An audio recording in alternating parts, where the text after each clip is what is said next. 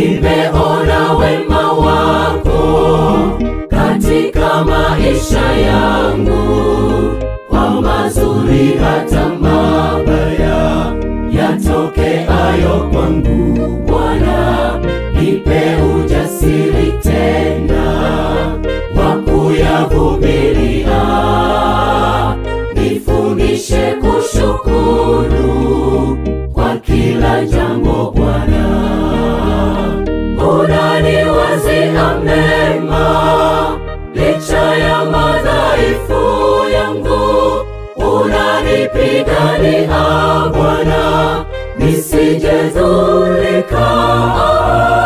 Umeficha aibu yangu, umenifunika na wema, nitaimba sifa zako, wewe mwaminifu.